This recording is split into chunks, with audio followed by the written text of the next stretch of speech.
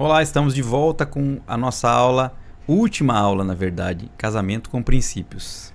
E nós iniciamos falando sobre a preparação para um relacionamento de aliança. E também nós falamos sobre a expressão do amor e permissão de interferências na nossa terceira aula. E todo o fundamento de uma vida de aliança no casamento está e deve estar na palavra de Deus. Por isso hoje nós vamos concluir a nossa última aula desse tema falando sobre o compromisso em viver a palavra. E não adianta nada nós construirmos uma linda aliança com bases sólidas e estrutura forte, mas que não tem cobertura espiritual e sem as devidas manutenções, sejam elas diárias, semanais, mensais, anuais. E aos poucos essa construção vai se deteriorando, se desgastando, criando trincas, frestas e pode até cair. Exatamente. Quando a gente fala em um casamento já estruturado, um casamento de paredes ali, alicerçadas, o inimigo ele não vai ter um fácil acesso, né? Mas isso não quer dizer que ele não vai tentar. Literalmente, né? Quando a gente fala em tentação, realmente provém dele e ele vai tentar. Por vezes, ele vai conseguir deixar ali uma pequena marca. Só que essa pequena marca, se não cuidada ou se não sarada, poderá virar uma grande abertura. Né? Se a gente for pegar o exemplo, como a gente tem feito aí, essas analogias com uma construção, paredes, pega uma lasquinha numa parede, né? E devagarzinho alguém vai lá e fica mexendo naquela lasquinha porque sai o farelinho e tudo mais, e quando vê já tem um buraco grande, a coisa já tá feia, né? Existe uma lenda que os 10 primeiros anos de um casamento são os mais difíceis. Eu arrisco dizer que o primeiro ano foi, assim, para nós, pelo menos, foi o mais difícil, porque foi onde nós realmente nos conhecemos na intimidade, né? Nós tivemos acesso à intimidade do outro e isso não é fácil. Mas essa lenda diz que os 10 primeiros que são difíceis. E aquele que supera essa fase, tá tudo certo. Seu casamento segue aí sólido e não tem chance de divórcio. Mas não é uma verdade, né? Infelizmente, é um grande engano e infelizmente nós vemos, e é bem triste quando a gente vê casais aí de 40 anos juntos, 30 anos juntos, dizendo, olha, eu não amo mais, né? A gente vive como amigos, e são frases tão distorcidas, tão sem sentido.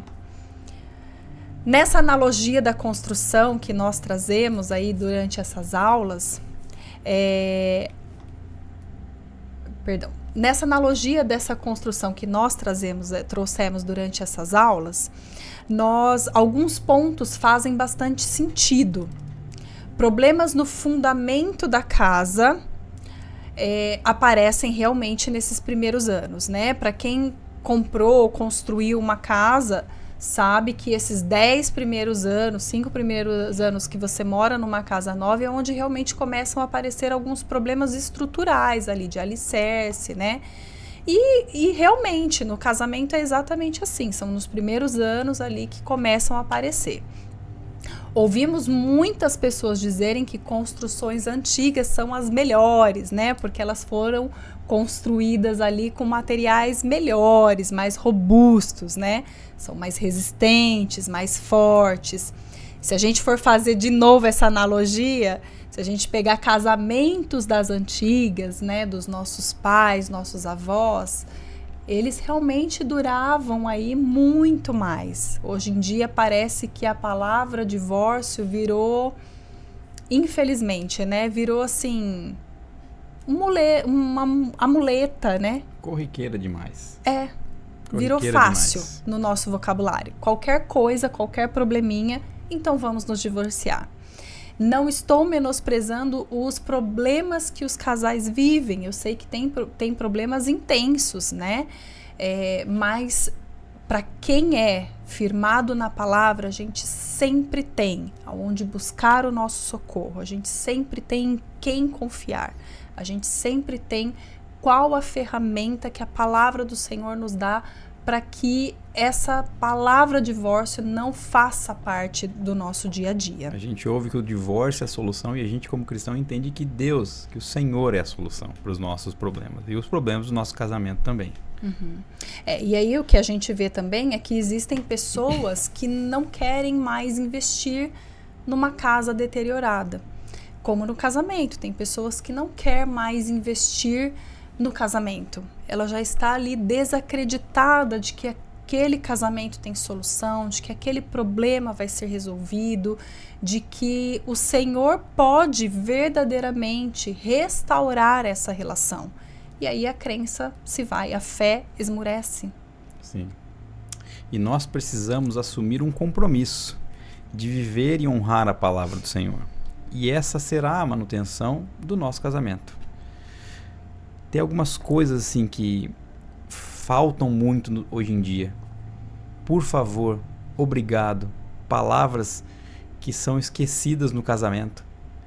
Não é porque ela é minha esposa que eu não tenho que pedir por favor, que eu não posso falar muito obrigado. E em Efésios fala muito claramente, 4:29, que fala: não saia de vossa boca nenhuma palavra torpe, mas só que for boa para promover a edificação, para que dê graça aos que a ouvem, né? Outra manutenção que falta muito nos casamentos hoje em dia: carinho e toque. E eles curam muitas vezes. Principalmente pessoas que têm a linguagem do toque físico. Às vezes as pessoas querem, me conta o que aconteceu, e ele só quer um toque, só quer um carinho, só quer colo, só quer receber aquele momento ali, uma manutenção para que ele se cure, né? Lá em Marcos 5:27 disse: ouvindo falar de Jesus, veio por detrás, entre a multidão, e tocou na sua veste. Exatamente. E aí uma outra manutenção para que... E a gente, quando fala em manutenção, às vezes as pessoas pensam que nós precisamos de coisas estrambólicas para que o casamento seja ali sempre restaurado, para que ele se mantenha sempre vivo. Uma viagem muito longa, investimentos altíssimos, e como o André falou, duas palavras tão básicas que faz parte ali do nosso berço, que é por favor e obrigado, muitas vezes falta no relacionamento. O toque, o carinho, o abraço, o beijo. Quantos casais aí que tem 30 anos de casados e não se beijam mais? Quase que, bom dia, é uma conversa de longe, não existe mais proximidade. Sim. Essa intimidade vai se perdendo. As pessoas acham que o que destrói o casamento são grandes bombas, e na verdade são as coisas simples do dia a dia que vão implodindo por dentro as paredes e vão destruindo o relacionamento, perdendo toda a questão afetiva, de carinho, de respeito e de amor. Porque nós já falamos nas outras aulas e falamos sobre alicerce, sobre base, sobre fundamento, sobre paredes, e tudo isso realmente, muitas vezes, ele é construído, principalmente quando a gente fala em um casal cristão. E aí você fala, por que casais cristãos se divorciam? Porque não tem a manutenção. Existe a base, existe a construção sólida, mas não tem a manutenção. Algumas coisas se perdem. E como o André falou, são pequenas concessões, mas que trazem consequências grandiosas. O que também falta, né, é estar em comunhão com a igreja. Lê pra gente, amor, por favor, Hebreus 10:25. E não deixemos de nos reunir como igreja, segundo o costume de alguns, mas procuremos encorajar uns aos outros, sobretudo agora que vocês veem aproximar o grande dia. Pois é, alguns casais acabam ali assumindo alguns compromissos e acabam deixando de estar em comunhão, deixando de congregar em uma igreja, deixando de se alimentar da palavra. E isso nesse aqui eu não vou nem falar que é uma pequena concessão, mas é uma grande concessão. né? E além de não estar em comunhão com a igreja, começam a pertencer a algumas coisas do mundo, né? Começam a ser, porque agora eu sou casado, então eu posso sair com meu marido, porque eu não estou mais saindo para procurar alguém, eu estou saindo com o meu marido, mas eu não estou indo em nenhum lugar que vá honrar o nome do Senhor. Eu estou indo em algum lugar para buscar uma felicidade ali momentânea, para buscar um prazer momentâneo, mas que não vai me alimentar espiritualmente, que não vai trazer uma sustentação para o meu relacionamento. Deixa de buscar comunhão com os irmãos, com a igreja, com a palavra do Senhor, e busca comunhão em outros lugares, né? E o que também às vezes acontece é a pessoa estar com alguma dificuldade, e essa dificuldade pode até ser um problema de saúde, um problema emocional, e por conta disso a pessoa se afasta. Por que ela se afasta dos irmãos da igreja, por exemplo? Porque ela teme que os irmãos possam chegar até essa ferida. É claro que não numa maldade, sabe que quer chegar com amor, saber como é que você tá, mas a pessoa não quer dizer como ela está, ela não quer expor essa ferida, e aí ela acaba se afastando. E esse é um grande engano do inimigo, porque realmente as pessoas da comunidade, elas querem chegar com amor, elas querem te nutrir com amor. Então, o afastar-se da igreja é uma grande concessão que vai trazer consequências drásticas para dentro do relacionamento. Bandeira de alerta, tome muito cuidado. Se você está nessa situação, alerta, volte para casa, né? Uma outra coisa de manutenção que deve ser feita, e é assim, impressionante como isso se perde nos relacionamentos, é dizer 3 palavrinhas tão simples que se dizia muito no começo, que é o eu te amo. E com o tempo isso se perde. Ela sabe que eu amo ela, ele sabe que eu amo, mas é importante fazer essa afirmação, afirmar e reafirmar isso no coração, porque são declarações que saem da sua boca, e aquilo que você declara, não só o seu cônjuge ouve, mas os céus ouvem, né? Lá em João 13:35 está escrito: com isso todos saberão que vocês são meus discípulos, se vocês amarem uns aos outros. Amor é a marca do cristão.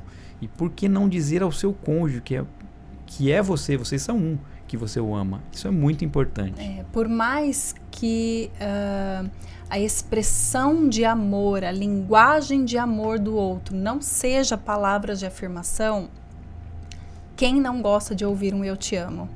Até porque a gente sabe que ninguém diz eu te amo de graça, né? É uma frase bastante emblemática, né? Sim. É forte, ela vem carregada de um dos sentimentos mais lindos que nós recebemos do Pai.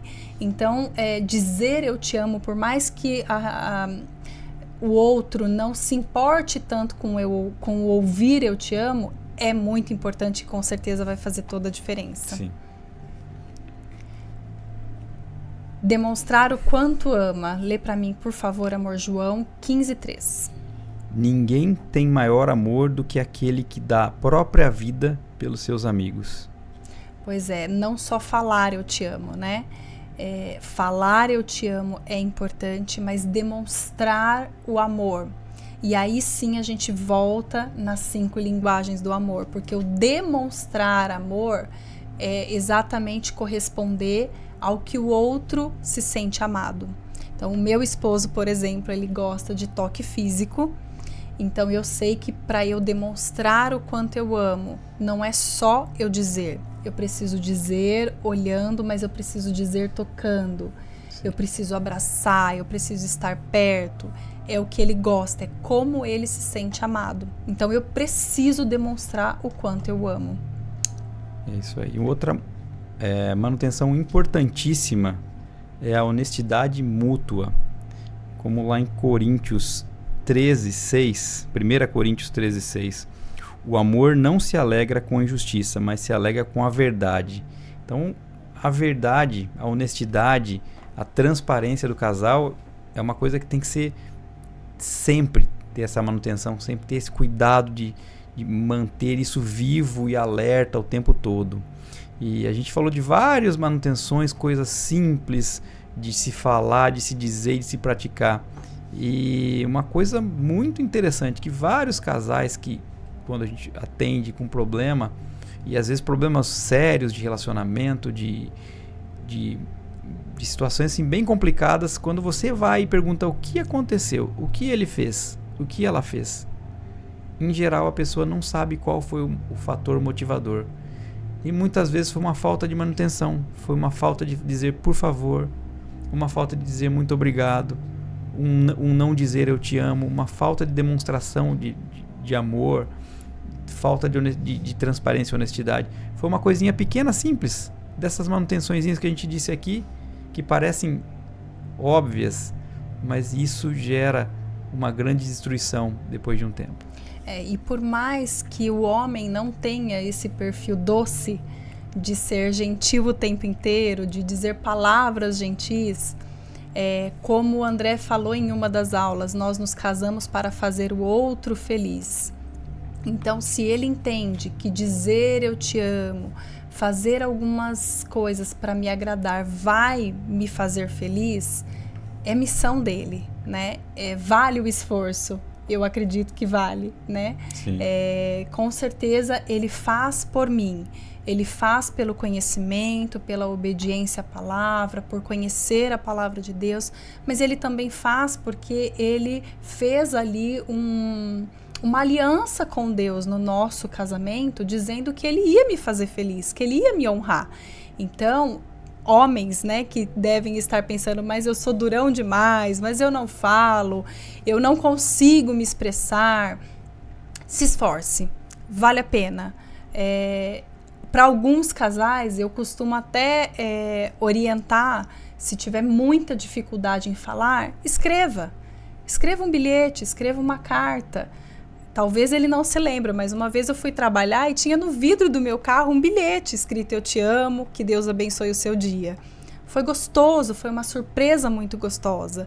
Então, para quem tem essa dificuldade, expresse o amor de alguma forma, né? Nós temos como exemplo, né, a expressão de amor que Deus Pai teve para conosco.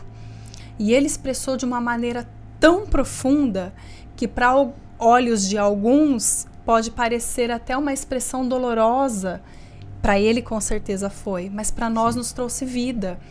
Então, olhar para o outro e expressar o amor para o outro, com certeza vai trazer uma manutenção para toda essa construção do seu relacionamento de aliança com Deus.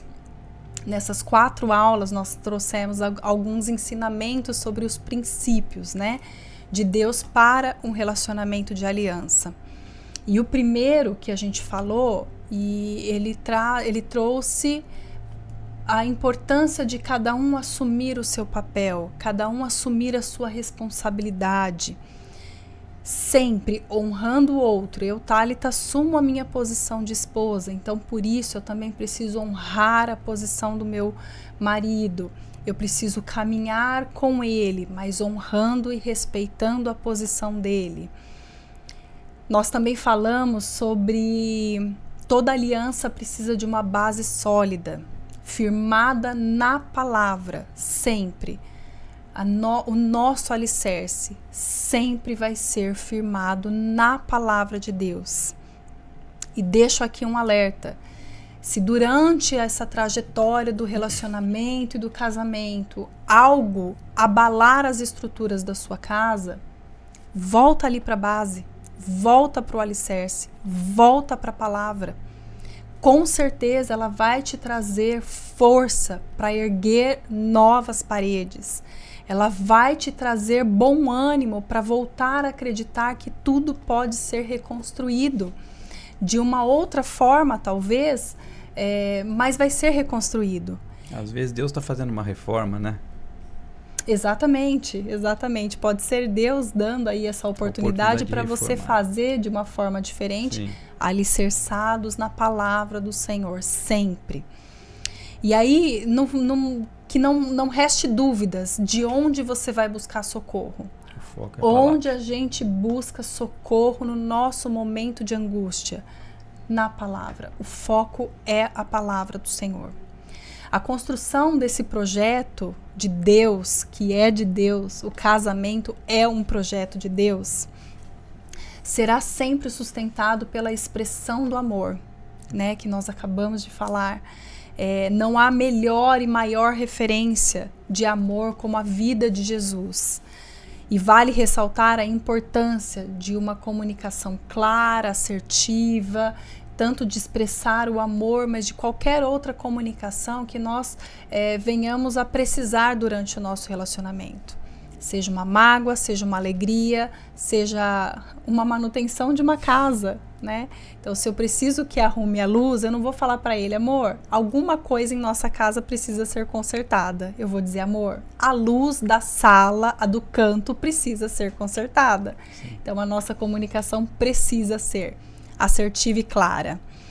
É claro que essa comunicação, ela não só quebra as barreiras entre nós, mas também quebra barreiras com Deus, porque a nossa comunicação com Deus, ela também é necessária através da oração diária. E para finalizar essa obra toda, essa construção toda, a gente precisa cobrir o nosso casamento, o nosso relacionamento, a nossa vida, os nossos filhos. Nós precisamos cobrir de oração. E assumir o compromisso de viver uma vida honrando a palavra do Senhor. Cobrir e estar coberto de oração. Exatamente. Principalmente vou finalizar com esse peso, deixando aqui sobre o sacerdote do lar essa responsabilidade de cobrir a sua família com oração e trazer sempre qualquer situação à luz da palavra. Amém. Que Deus abençoe vocês, que Deus abençoe a família de vocês, o lar de vocês, e que a palavra do Senhor seja sempre presente em cada família. Que Deus os abençoe. Amém. Até a próxima.